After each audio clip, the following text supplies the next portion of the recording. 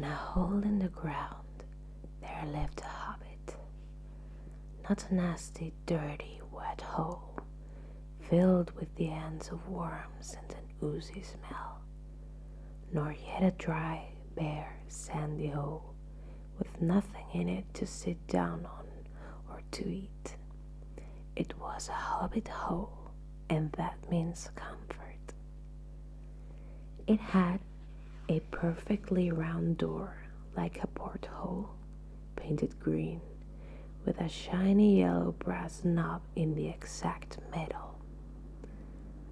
The door opened on to a tube-shaped hall like a tunnel, a very comfortable tunnel without smoke, with paneled walls and floors tiled and carpeted, provided with polished chairs and lots of bags for hats and coats. The hobbit was fond of visitors. The tunnel wound on and on, going fairly but not quite straight into the side of the hill. The hill, as all the people for many miles round called it, and many little round doors opened out of it, first on one side and then on the other. No going upstairs for the hobbit. Bedrooms, bathrooms, cellars, pantries, lots of this. Wardrobes, he had whole rooms devoted to clothes. Kitchens, dining rooms, all were on the same floor, and indeed on the same passage. The best rooms were all on the left-hand side, going in, for these were the only ones to have windows, deep-set, round windows looking over his garden and meadows beyond, sloping down to the river. This hobbit was a very well-to-do hobbit, and his name was Baggins. The Bagginses had lived in the neighborhood of the hill for time out of mind, and people considered them very respectable, not only because most of them were rich, but also because they never had any adventures or did anything unexpected. You could tell what a Baggins would say on any question without the bother of asking him. This is a story of how a Baggins had an adventure and found himself doing and saying things altogether unexpected. He may have lost the neighbor's respect, but he gained, well, you will see whether he gained anything in the end. The mother of our particular hobbit. What is a hobbit? I suppose hobbits need some description nowadays, since they have become rare and shy of the big people, as they call us. They are, or were, little people, about half of our height and smaller than the bearded dwarfs. Hobbits have no beards. There is little or no magic about them, except the ordinary, everyday sort, which helps them to disappear quietly and quickly when large, stupid folk like you and me come blundering along, making a noise like elephants which they can hear a mile off. They are inclined to be fat in the stomach. They dress in bright colors, chiefly green and yellow, wear no shoes because their feet grow natural leathery soles, and thick, warm brown hair, like the stuff on their head, which is curly, have long, clever brown fingers, good-natured faces, and laugh deep, fruity laughs, especially after dinner, which they have twice a day when they can get it. Now you know enough to go on with. As I was saying, the mother of this hobbit, of Bilbo Baggins, that is, was the famous Belladonna Took, one of the 3 remarkable daughters of the old Took, head of the hobbits who lived across the water. As on the foot of the hill, it was often said in other families that long ago one of the Took ancestors must have been taking a fairy wife. That was, of course, absurd, but certainly there was still something not entirely Hobbit-like about them, and once in a while members of the Took clan would go on and have adventures. They discreetly disappeared, and the family hushed it up, but the fact remained that the Tooks were not as respectable, though they were undoubtedly richer. No Took ever had any adventures after she became Mrs. Bongo Baggins, built the most luxurious Hobbit home for her, and partly with her money. That was to be found either under the hill or over the hill or across the water, and there they remained to the end of their days.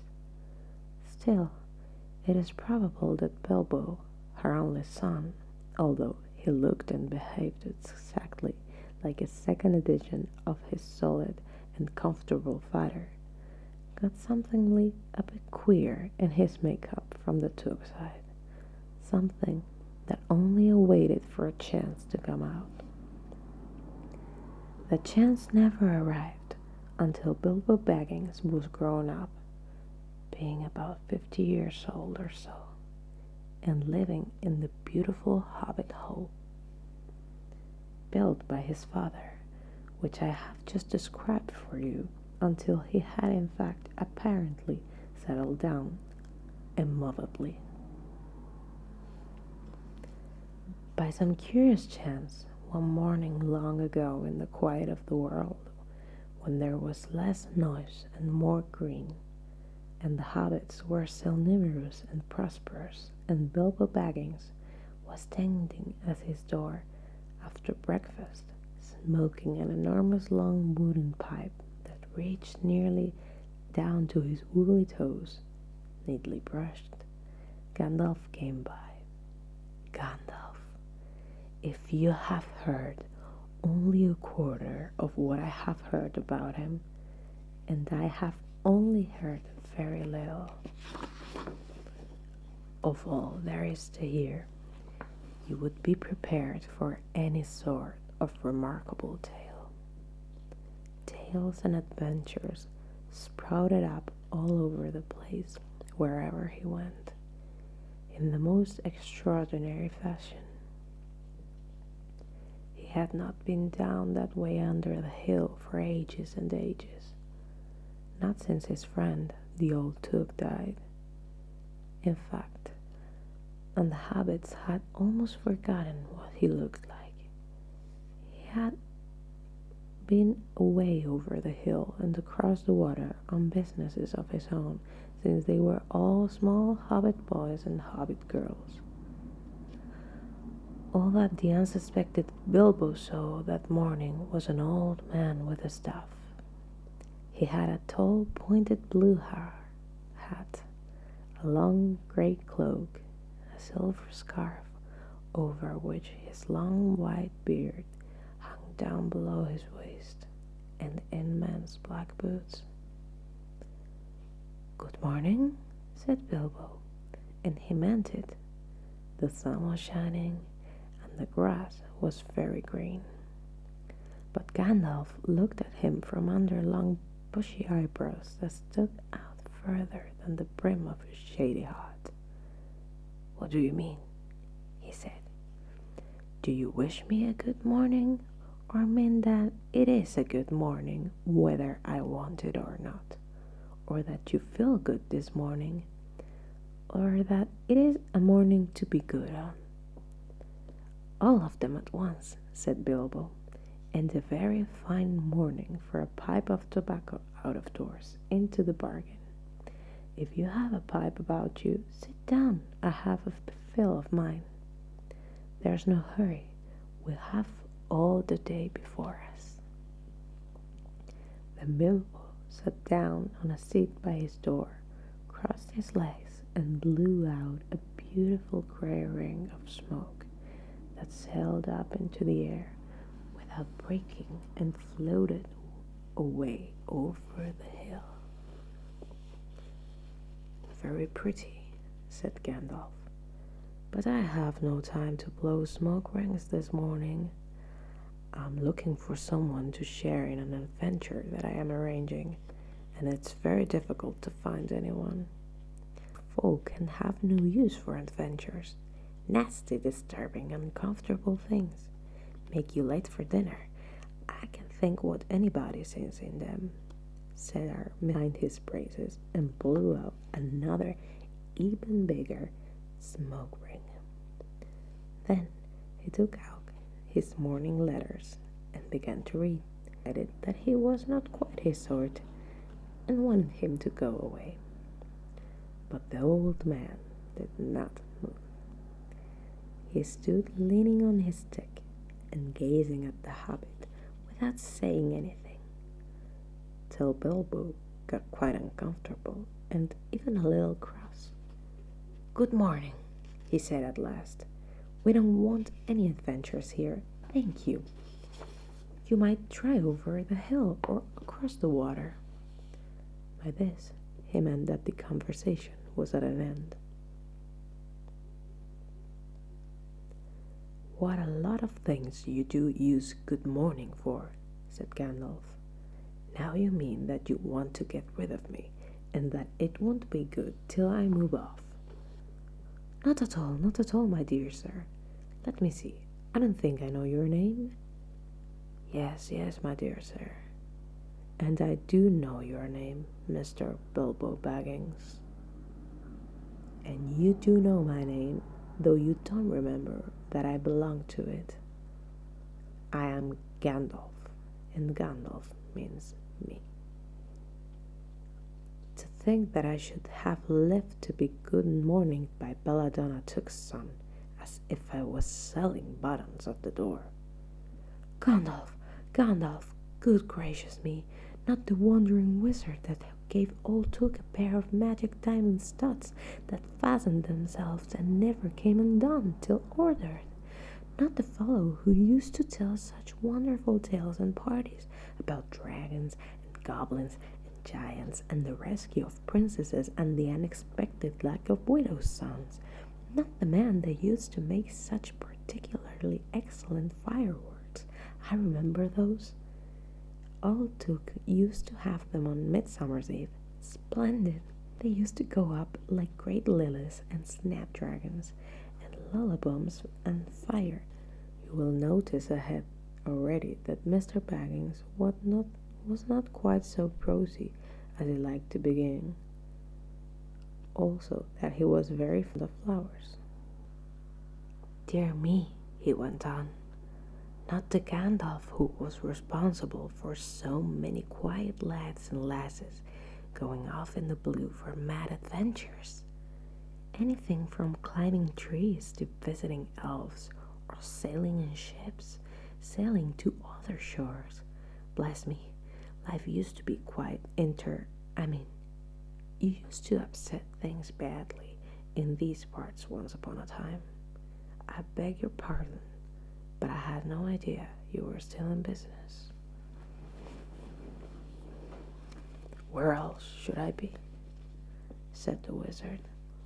All the same, I am pleased to find you remember something about me. You seem to remember my fireworks scantily, at any rate, and that is not without hope. Indeed, for your old grandfather Took's sake, and for the sake of poor Belladonna, I will give you what you asked for. Yes, you have. No, sorry. I beg your pardon. I haven't asked for anything. Yes, you have. Twice now. My pardon. I give it to you. In fact, I will go so far as to send you out on this adventure.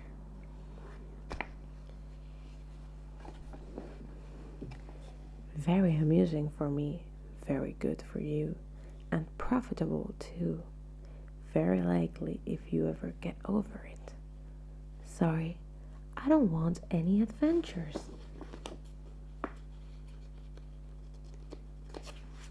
Thank you. Not today. Good morning, but please come to tea any time you like. Why not tomorrow? Come tomorrow. Goodbye. With that, the hobbit turned and scuttled inside his round green door and shut it as quickly as he dared, not to seem rude. Wizards, after all, are wizards. What on earth did I ask him tea for? He said to himself as he went to the pantry. He had only just had breakfast, but he thought a cake or two and a drink or something would do him good after this fright. Gandalf, in the meantime, was still standing outside the door and laughing long but quietly. After a while, he stepped up and with the spike of his staff scratched a queer sign on the hobbit's beautiful green front door. Then he strode away, just about the time when Bilbo was finishing his second cake and beginning to think that he had escaped adventures very well. The next day, he had almost forgotten about Gandalf. He did not remember things very well unless he put them down on his engagement tablet, like this: Gandalf tea Wednesday. Yesterday, he had been too flustered to do anything of the kind. Just before tea time, there came a tremendous ring on the front door bell, and then he remembered. He rushed and put on the kettle and put out another cup and saucer and an extra cake or two and ran to the door. I am so sorry to keep you waiting, he was going to say, when he saw that it was not Gandalf at all.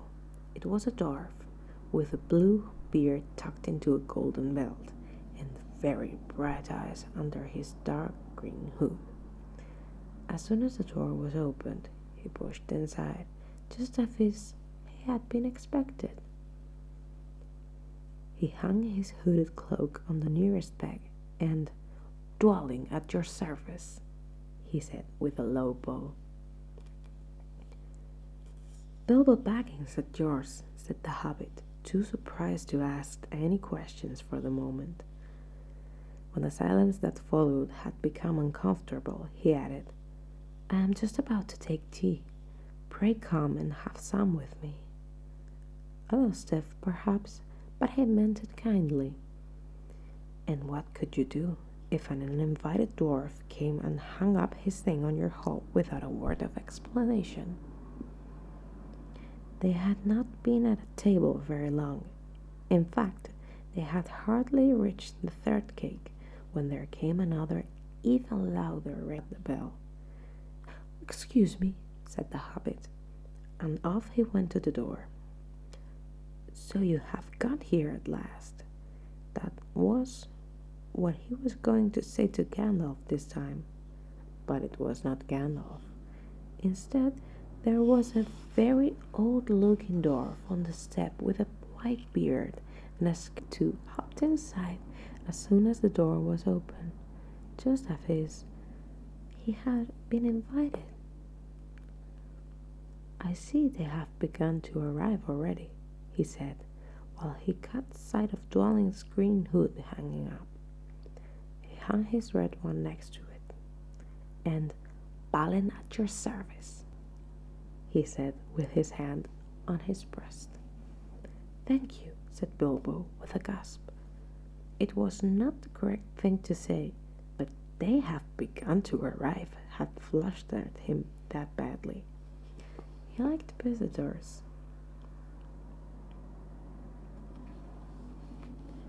but he liked to know them before they arrived, and he preferred to ask them himself. He had a horrible thought that the cakes might run short, and then he, as the host, he knew his duty and stuck to it, however he might have to go without. "Come along in and have some tea," managed to say after taking a deep breath. "A little beer would suit me better." "If it is at all the same to you, my good sir," said Balin with the white beard. "Have any?" "Lots," Bilbo found himself answering to his own surprise, and he found himself scuttling off to the cellar to fill a pint beer mug, and then to a pantry to fetch 2 beautiful round seed cakes after supper morsel. When he got back, Balin and Dwalin were talking at the table like old friends. As a matter of fact, they were brothers. Beer and the cake in front of them, when loud came a ring at the bell again, and then another ring. Gandalf for certain this time, he thought as he puffed along the message. But it was not. It was 2 more dwarfs, both with blue hoods, silver belts, and yellow beards, and each of them carried a bag of tools and a spade. In they hopped as soon as the door began to open. Bilbo was hardly surprised at all. "What can I do for you, my dwarfs?" he said. "Gilly at your service," said the one. "And Philly," added the other. And they both swept off their blue hoods and bowed. "At yours and your families," replied Bilbo, remembering his manners this time. "Dwalling and Balin have already, I see." "Dwalin and Balin here already, I see," said Gilly. "Let us join the throng." "Throng!" Sound of that. I really must sit down for a minute and collect my wits and have a drink.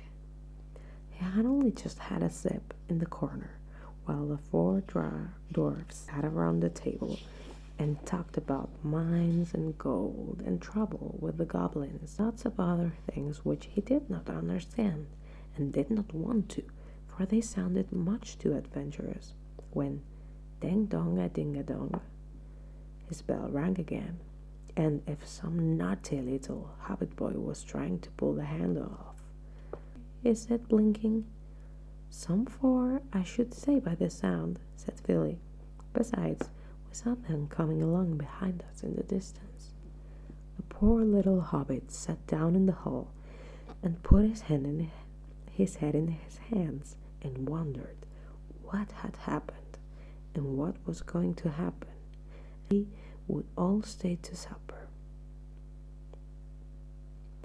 Then the bell rang again, louder than ever, and he had to run to the door.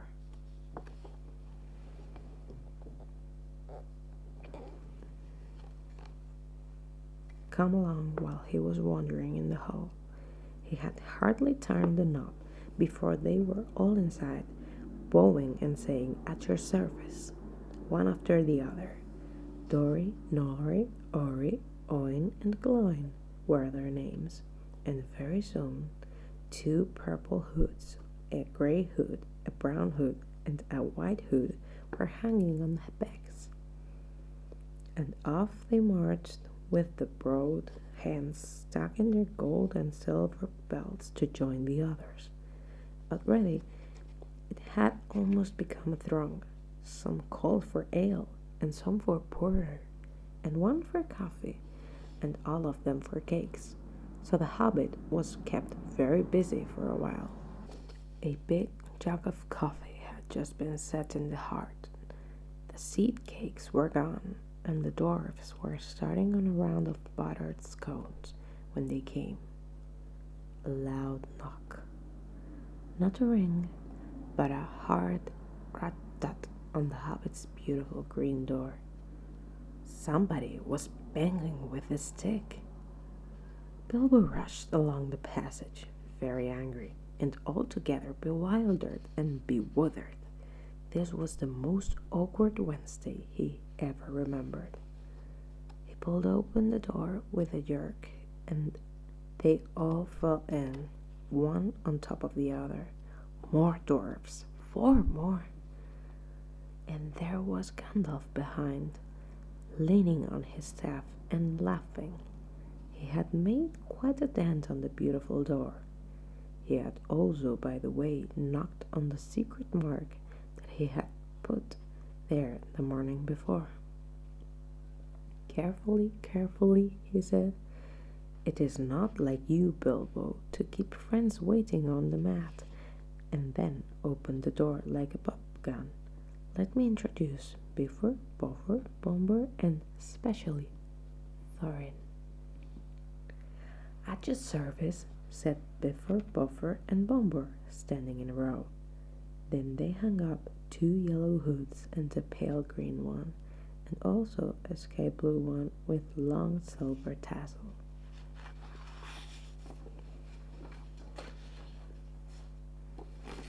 This last belonged to Thorin, an enormously important dwarf, in fact, no other than the great Thorin Oakenshield himself, who was not at all pleased at falling flat on Bilbo's mat with Bifur, Bofur, and Bomber on top of him. For one thing, Bomber was made immensely fat and heavy. Thorin, indeed, was very haughty and said nothing about service. But poor Mr. Baggins said he was sorry so many times that at last he grunted, "Pray don't mention it," and stopped frowning.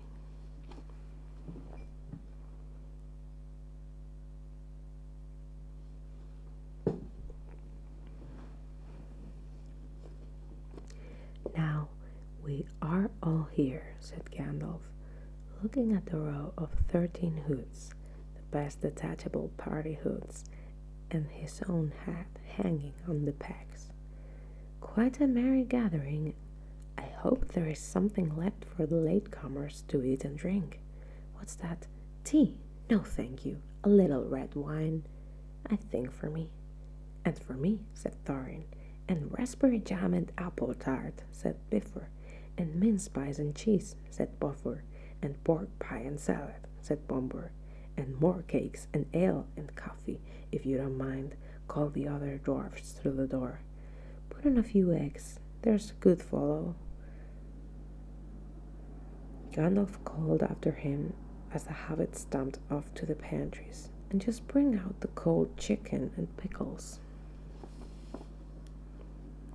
"Seems to know as much about the inside of my larders as I do myself," thought Mr. Baggins, who was feeling positively flummoxed and was beginning to wonder whether at most wretched adventure had not come right into his house. By the time he had got all the bottles and dishes and knives and forks and glasses and plates and spoons and things piled up on big trays, he was getting very hot and red in the face and annoyed. "Come fustigate and be bothered, these dwarfs," he said out loud. "Why don't they come and lend a hand?" Lo and behold, there stood Balin and Dwelling at the door of the kitchen, and Fili and Kili behind them, and before he could say knife, they had whisked the trays and a couple of small tables into the parlor and set out everything afresh.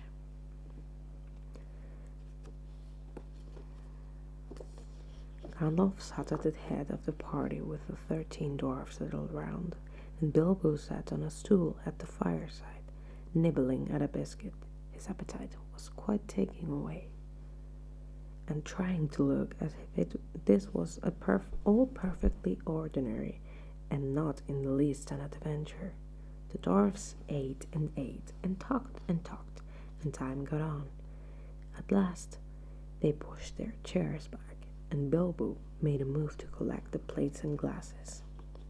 "I suppose you will all stay to supper," he said in his politest, unpressing tones. "Of course," said Thorin, "and after, through the business till late, and we must have some music first. Now, to clear up."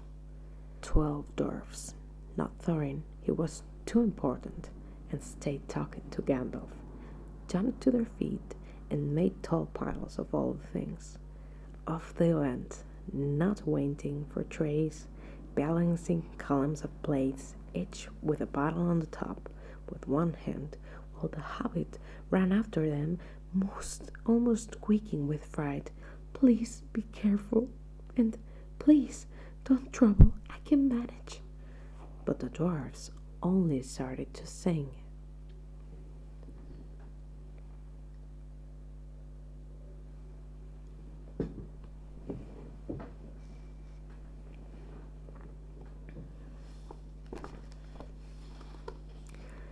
Chip the glasses and crack the plates, blunt the knives and put baggins ate, smash the bottles and bump the corks, put the clock thread on the fat, pour the milk on the pantry floor, leave the bones on the bedroom mat, every door, dump the crocks in boiling bowl, pump them with thumping pole, and burn any hole, send them down the hall to roll. That's what Bilbo Baggins says, so careful with the plates. And of course they did none of these dreadful things, and everything was cleaned and put away safe as quick as lightning, while the Hobbit was turning round and round in the middle of the kitchen, trying to see what they were doing. Then they went back and found Thorin with his feet on the fender, smoking a pipe. He was blowing the most enormous smoke rings, and wherever he told one to go, it went, up the chimney, or behind the clock, on the mantelpiece, or under the table, or round and round the ceiling. But wherever it went, it was not quick enough to escape Gandalf. Pop! He sent a smaller smoke ring from his short clay pipe straight through each one of Thorin's. Then Gandalf's smoke ring would go green and come back to hover over the wizard's head. He had a cloud of them about him already, and in the dim light it made him look strange and sorcerous. Bilbo stood still and watched. He loved smoke rings, and then he blushed to think how proud he had been yesterday morning of the smoke rings he had sent up the wind over the hill. "Now for some music," said Thorin. "Bring out the instruments." Gilly and Philly rushed for their bags and brought back little fiddles. Tori, Nori, and Ori brought out flutes from somewhere inside their coats. Bumper produced a drum from the hall. Biffer and Buffer went out too and came back with clarinets that they had left among the walking sticks. Dwalin and Balin said, "Excuse me, I left mine in the porch." "Just bring mine in with you," said Thorin. They came back with vials and as big as themselves, and with Thorin's harp wrapped in a green cloth. It was a beautiful golden harp, and when Thorin stuck in, the music began all at once, so sudden and sweet that Bilbo forgot everything else and was swept away into dark lands under strange moons, far over the water and very far from his hobbit hole under the hill. The dark came into the room from the little window that opened in the side of the hill. The firelight flickered. It was April, and still they played on, while the shadow of Gandalf's beard walked against the wall. The dark filled all the room, and the fire died down, and the shadows were lost, and still they played on. And suddenly, first one and then another began to sing as they played, deep-throated singing of the dwarfs in the deep places of their ancient homes. And this is like a fragment of their song, if it can be like their song without their music.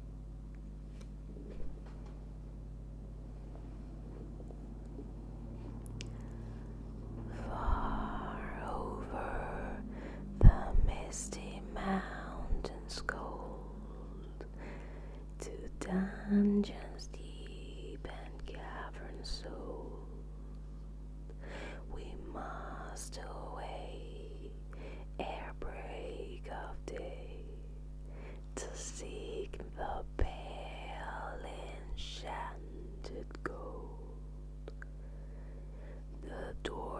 of yore made mighty spells, while hammers fell like ringing bells in places deep where dark things sleep, in hollow halls beneath the fells.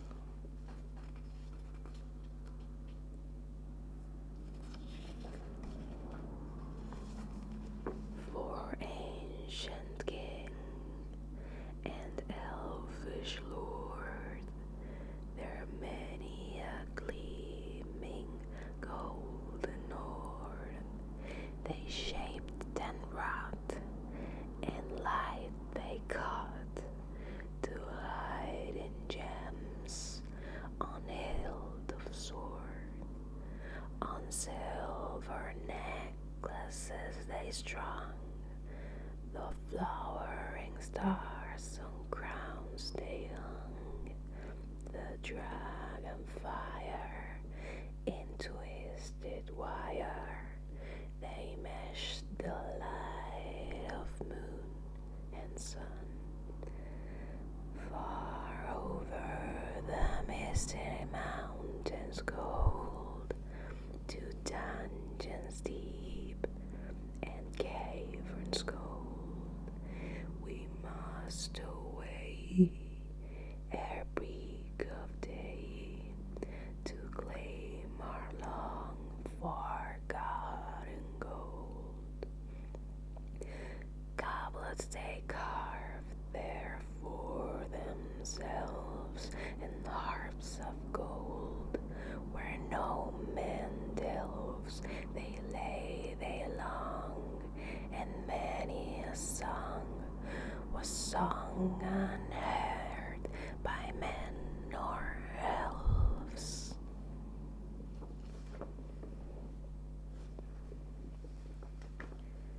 The pines were roaring on the height, the wind were moaning in the night. The fire was red, it flaming spread, the trees like torches blazed with light. The bells were ringing in the dale, and men looked up with faces pale.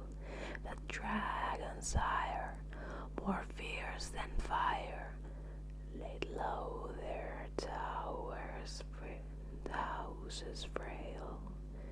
The mountains smoked beneath the moon. The dwarfs they heard the tramp of doom. They filled their hall to dying fall beneath his feet, beneath the moon.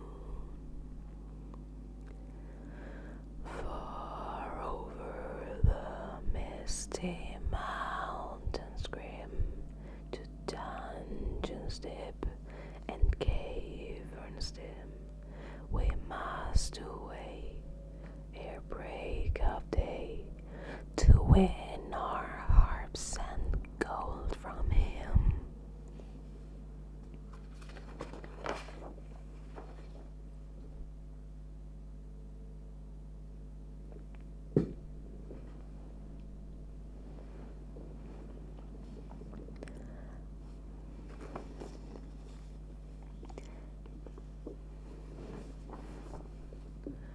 As they sang, the Hobbit felt the love of beautiful things made by hands and by cunning and by magic moving through him, a fierce and a jealous love, the desire of the hearts of dwarfs.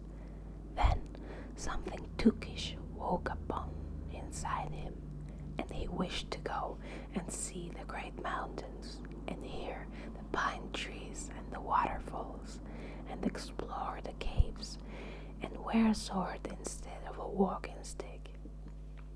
He looked out of the window. The stars were out in a dark sky above the trees. He thought of the jewels of the dwarfs shining in dark caverns. Suddenly, in the wood beyond the water, flame leapt up. Probably somebody lighting a wood fire. And he thought of plundering dragons settling on his quiet hill and kindling it all to flames. He shuddered, and very quickly he was plain Mr. Baggins of Bag End under the hill again.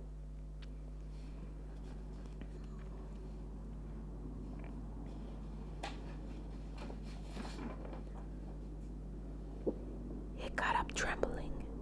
He had less than half a mind to fetch the lamp, and more than half a mind to pretend to and go and hide behind the beer barrels in the cellar, and not come out again until all the dwarfs had gone away. Suddenly, he found that the music and the singing had stopped, and they were all looking at him with eyes shining in the dark. "Where are you going?" said Thorin, in a tone that seemed to show that he guessed both halves of the Hobbit's mind. "What about a little light?" said Bilbo apologetically. "We like the dark," said all the dwarfs. "Dark for dark businesses. There are many hours before dawn."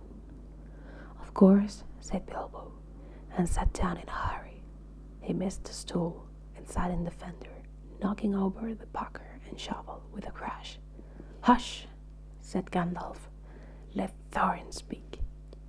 And this is how Thorin began. He got up trembling. He had less than half a mind to fetch the lamp, and more than half a mind to pretend to and go and hide behind the beer barrels in the cellar, and not come out again until all the dwarfs had gone away. Suddenly, he found that the music and the singing had stopped, and they were all looking at him with eyes shining in the dark. "Where are you going?" said Thorin, in a tone that seemed to show that he guessed both halves of the Hobbit's mind. "What about a little light?" said Bilbo apologetically. "We like it in the dark," said all the dwarfs. "Dark for dark businesses. There are many hours before dawn." "Of course," said Bilbo, and sat down in a hurry. He missed the stool and sat in the fender, knocking over the pucker and shovel with a crash. "Hush!" said Gandalf. "Let Thorin speak." And this is how Thorin began. "Gandalf, dwarfs and Mr. Baggins, we are met together in the house of our friend and fellow conspirator, this most excellent and audacious hobbit. May the hair of his toes never fall out. All praise to his wine and ale." He paused for breath and for a polite remark from the hobbit, but the compliments were quite lost on poor Bilbo Baggins, who was wagging his mouth in protest at being called audacious and, worst of all, fellow conspirator. Though no noise came out, he was so flummoxed. So Thorin went on. "We are met to discuss our plans, our ways, means, policy, and devices. We shall soon, before the break of the day, start on our long journey, a journey from which some of us, or perhaps all of us, except our friend and counselor, the ingenious wizard Gandalf, may never return. It is a solemn moment. Our object is, I take it, well known to us all. To the estimable Mr. Baggins, and perhaps to one or two of the younger dwarfs, I think I should be right in naming Gilly and Philly, for instance. The exact situation at the moment may require a little brief explanation." This was Thorin's style. He was an important dwarf. If he had been allowed, he would probably have gone on like this until he was out of breath, without telling anyone there anything that was not known already. But he was rudely interrupted. Poor Bilbo couldn't bear it any longer. At "may never return," he began to feel a shriek coming up inside, and very soon it burst out like the whistle of an engine coming out of a tunnel. All the dwarfs sprang up, knocking over the table. Gandalf stuck a blue light on the end of his magic staff, and in its firework glare, the poor little hobbit could be seen kneeling on the hard rock, shaking like a jelly that was melting. Then he fell flat on the floor and kept on calling out, struck by lightning, over and over again. And that was all they could get from him for a long time. So they took him and laid him out on their way on the drawing room sofa with a drink at his elbow, and they went back on to their dark business. "Excitable little fellow," said Gandalf as they sat down again. "Gets funny queer fits, but he is one of the best, as fierce as a dragon in a pinch." If you have ever seen a dragon in a pinch, you will realize that this was only poetical exaggeration applied to any hobbit, even to old Took's great-granduncle Bolroer, who was so huge, for a hobbit, that he could ride a horse. He changed the tanks of the goblins of Mount Graham in the Battle of the Green Fields, and knocked their king Golfinbul's head clean off with a wooden club. It sailed 100 yards through the air and went down a rabbit hole, and in this way the battle was won and the game of golf invented the same at the moment. In the meanwhile, however, Bolroer's gentle descendant was reviving in the drawing room. After a while and a drink, he crept nervously to the door of the parlor. This is what he heard Golding speaking. "Humph," or some snort more or less like that. "Will he do you think? It is all very well for Gandalf." "Humph," or some snort more or less like that. "Will he do you think? It is all very well for Gandalf to talk about this hobbit being fierce, but one shriek like that in a moment of exciting would be enough to wake the dragon in all of his relatives and kill the lot of us. I think it sounded more like fright than excitement. In fact, if it had not been for the sign on the door, I should have been sure.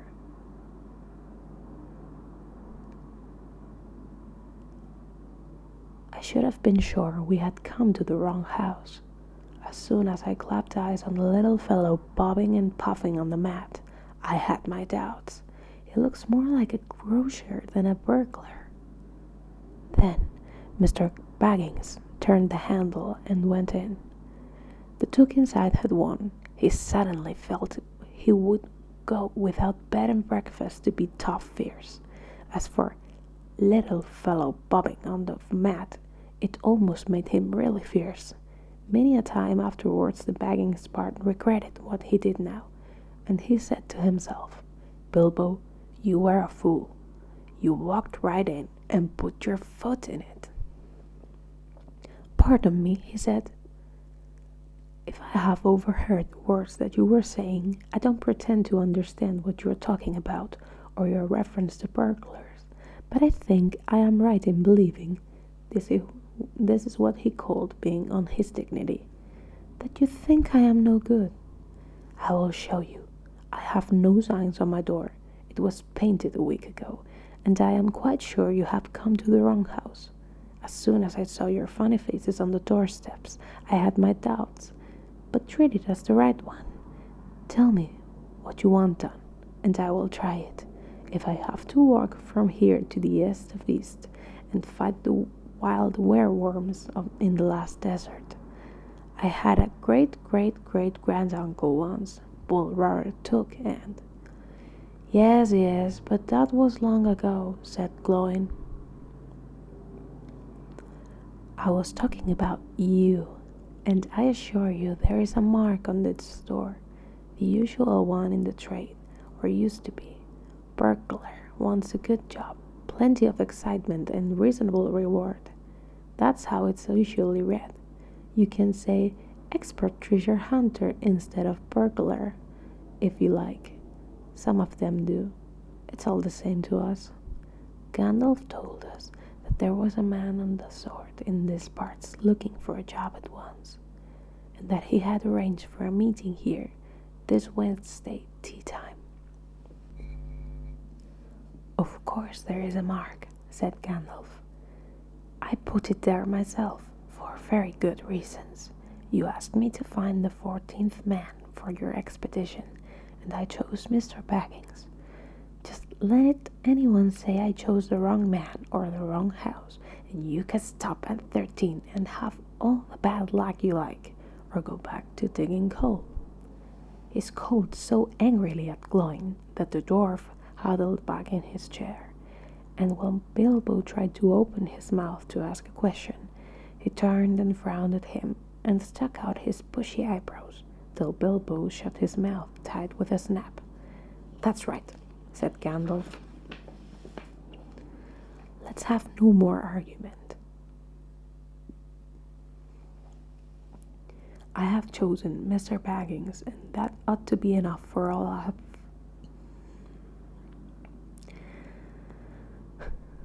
I have chosen Mr. Baggins, and that ought to be enough for all of you.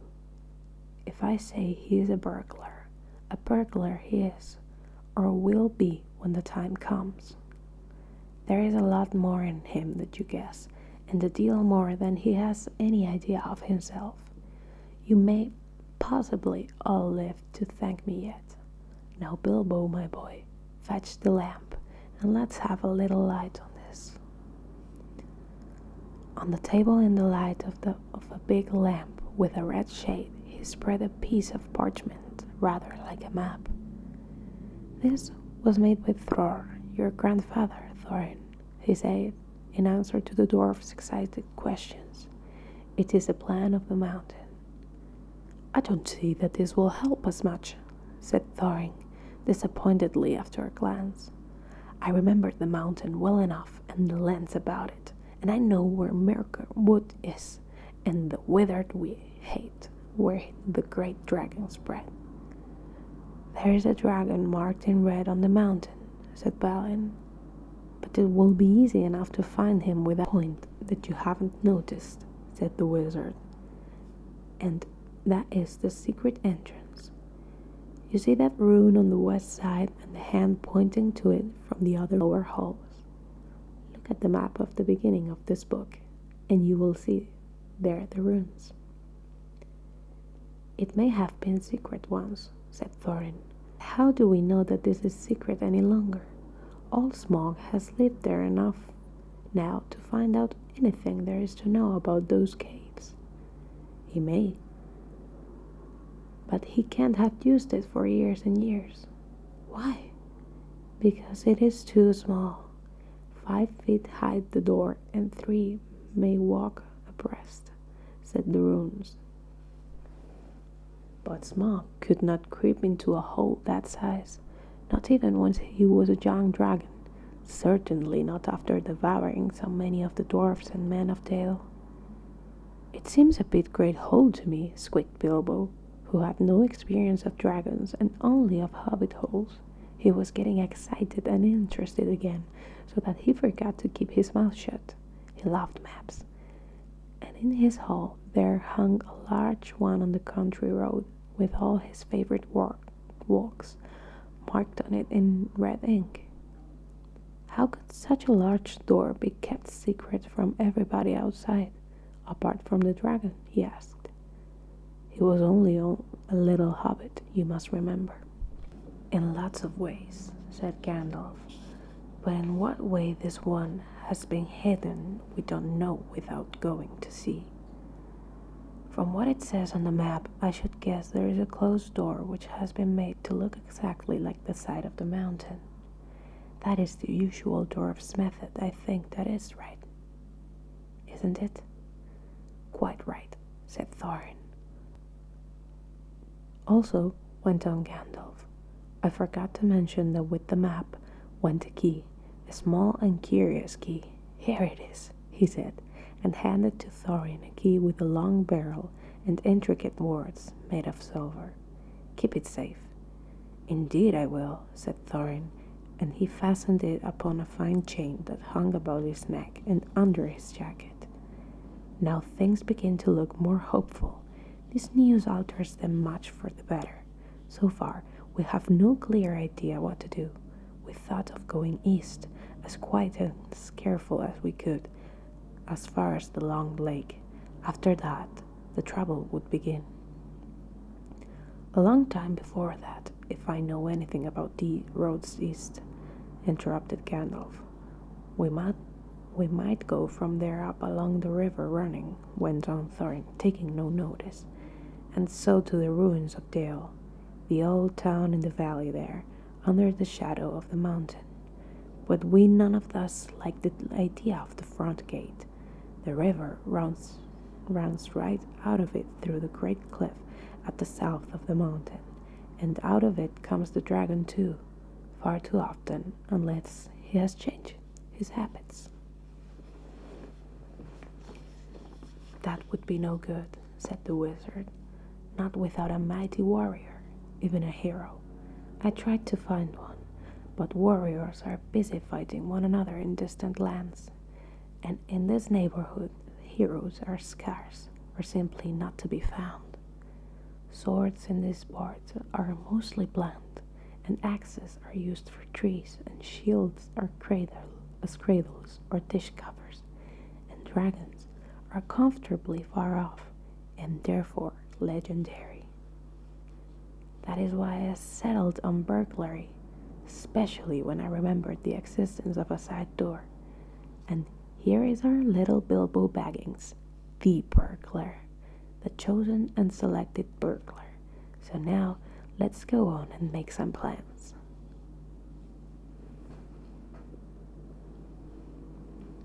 Very well then, said Thorin. Supposing the burglar experts gives us some ideas on suggestions. He turned with mock politeness to Bilbo. First, I should like to know a bit more about things, said he, feeling all confused and a bit shaky inside, but so far still tookishly determined to go on with things. I mean, about the gold and the dragon and all that, and how it got there, and who it belongs to, and so on and further. Bless me, said Thorin.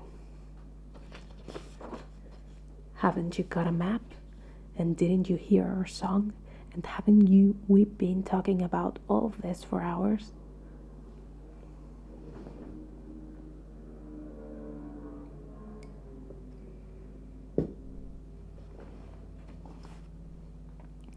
All the time. I should like it all plain and clear, said he obstinately, putting on his business manner, usually reserved for people who tried to borrow money of him, and doing his best to appear wise and prudent and professional, and live up to Gandalf's recommendation. Also, I should like to know about risks, out-of-pocket expenses, time required, and remuneration, and so forth, by which he meant, what am I going to get out of it, and am I going to come back alive? Oh, very well, said Thorin. Long ago in my grandfather Thror's time, our family was driven out of the far north, and came back with all their wealth and their tools to the mountain of the map. It had been discovered by my far ancestor, Thrain the Old, but now they mined and they tunneled and they made huge halls and greater workshops, and in addition, I believe they found a good deal of gold and a great many jewels too. Anyway, they grew immensely rich and famous, and my grandfather was king under the mountain again, and treated with great reverence by the mortal men who lived to the south, and were gradually spreading up the running river as far as the valley overshadowed by the mountain. They built the merry town of Dale there in those days. Kings used to send for our smiths and rewards even the least skillful most richly.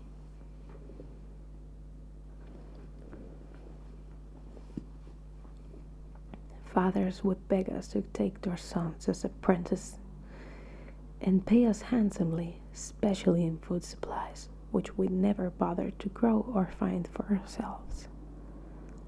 Altogether, those were good days for us, and the poorest of us had money to spend and to lend, and leisure to make beautiful things just for the fun of it, not to speak of the most marvelous and magical toys, the like of which is not to be found in the world nowadays. So my grandfather's house became full of armor and jewels and carvings and cups, and the toy market of Dale was the wonder of the north. Undoubtedly, that was what brought the dragon. Dragons steal gold and jewels, you know, from men and elves and dwarfs, wherever they can find them, and they guard their plunder as long as they live, which is practically forever unless they are killed, and never enjoy a brass ring of it. Indeed, they hardly know a good bit of work from a bad, though they usually have a good notion of the current market value, and they can't make a thing for themselves, not even mend the little loose scale of their armor. There were lots of dragons in the north in those days, and gold was probably getting scarce up there, with the dwarfs flying south or getting killed, and all the general waste and destruction the dragons make going from bad to worse. There was a most specially greedy, strong, and wicked worm called Smaug. One day he flew up on the air and came south. The first we heard of it was a noise like a hurricane coming from the north, and the pine trees on the mountain creaked and cracking in the wind. Some of the dwarfs who happened to be outside, I was one lucky, a fine adventurous lad in those days, always wandering about, and it saved my life that day. Well, from a good way off, we saw the dragon settle on our mountain in a spout of flame. Then he came down the slopes, and when he reached the woods, they all went up in fire. By that time, all the bells were ringing in Dale, and the warriors were arming. The dwarfs rushed out of their great gate, but there was the dragon waiting for them. None escaped that way. The river rushed up in steam, and a fog fell on Dale. And in the fog, the dragon came on them and destroyed most of the warriors. The usual unhappy story. It was only too common in those days.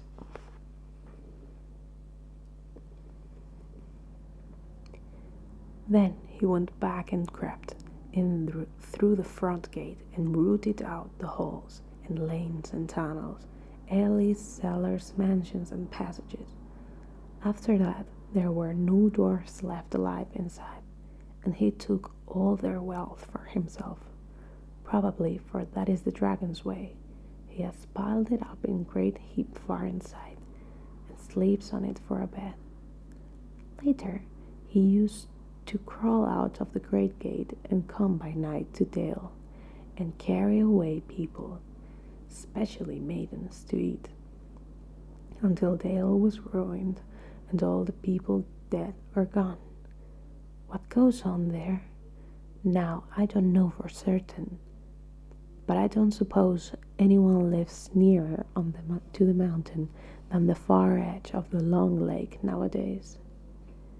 The few of us that were well outside sat and wept in the heating and cursed Smaug, and there we were unexpectedly joined by my father and my grandfather with Saint beers. They looked very grim, but they said very little. When I asked how they had got away, he told me to hold my tongue, and said that one day in the proper time I should know. After that, we went away, and we have had to earn our livings as best as we could up and down the lands, often enough sinking as low as blacksmith work or even coal mining. And even now, when I will allow we have a good bit laid by and are not so badly off.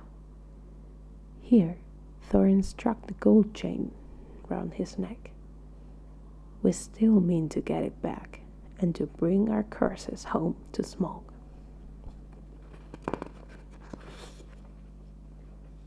if we can.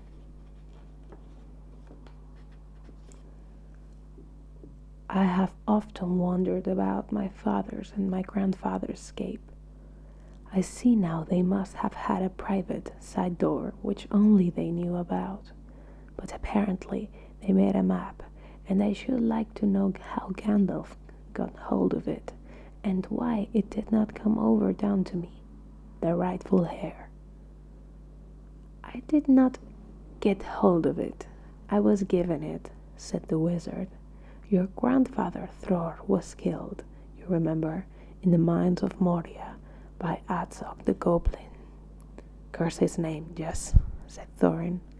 And Thrain, your father, went away on the 21st of April, 100 years ago last Thursday, and has never been seen by you since. True, said Thorin. Well, your father gave me this to give to you, and if I have chosen my own time and way for handing it over, you can hardly blame me, considering the trouble I had to find you. Your father could not remember his own name when he gave me the paper, and he never told me yours, so on the whole, I think I ought to be praised and thanked. Here it is, said he, handing the map to Thorin. I don't understand, said Thorin, and Bilbo felt he would have liked to say the same. The explanation did not seem to explain. Your grandfather, said the wizard, slowly and grimly, gave me the map to his son for safety before he went to the mines of Moria. Your father went away to try his luck with the map after your grandfather was killed, and lots of adventures of a most unpleasant sort he had, but he never got near to the mountain. How he got there, I don't know, but I found him a prisoner in the dungeons of the necromancer. Whatever were you doing there? Asked Thorin with a shudder, and all the dwarfs shivered. Never you mind, I was finding things out, as usual, and a nasty dangerous business it was. Even I, Gandalf, only just escaped. I tried to save your father, but it was too late. He was witless and wandering, and had forgotten almost everything except the map and the key. We have long ago paid the goblins of Moria, said Thorin. We must give a thought to the necromancer. Don't be absurd. He is an enemy far beyond the powers of all the dwarfs put together. If they could all be collected again from the four corners of the world, the one thing your father wished was for his son to read the map and use the key. The dragon and the mountain are more than big enough tasks for you. Here, said Bilbo, and accidentally said it out loud. Hear what? They all said, turning suddenly towards him.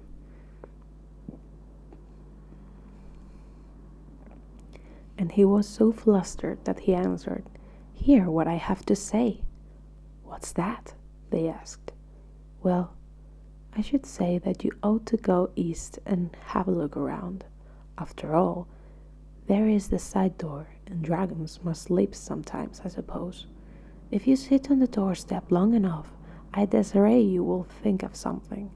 And well, don't you know, I think we have talked long enough for one night, if you see what I mean. What about bed, and an early start, and all that? I will give you a good breakfast before you go. Before we go, I suppose you mean, said Thorin. Aren't you the burglar? And isn't sitting on the doorstep your job, not to speak of getting inside the door?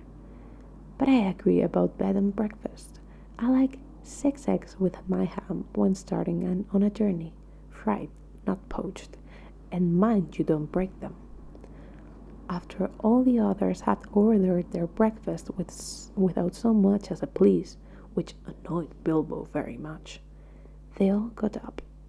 The Hobbit had to find room for them all, and filled all his spare rooms and made beds on chairs and sofas before he got them all stowed and went to his own little bed, very tired and not altogether happy.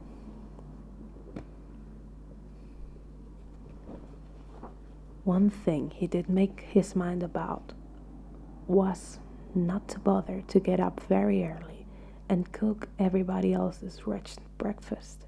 The Turkishness was wearing off, and he was not quite sure that he was going on any journey in the morning. As he lay in bed, he could hear Thorin still humming to himself in the best bedroom next to him. Far over the misty mountains cold, to dungeons deep and caverns old, we must away ere break of day, to find our long forgotten gold. Bilbo went to sleep with that in his ears, and it gave him very uncomfortable dreams. It was long after the break of day when he woke up.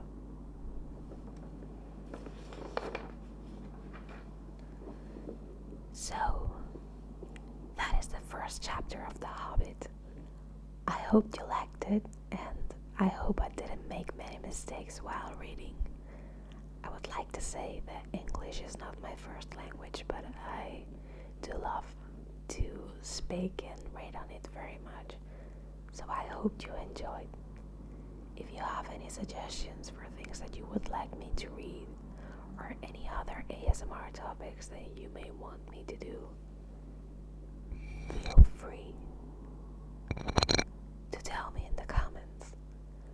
Also, if you like this, please give me a thumbs up, for it helps me, and also subscribe to see more videos like this, or maybe different. Hope you loved it. Bye bye.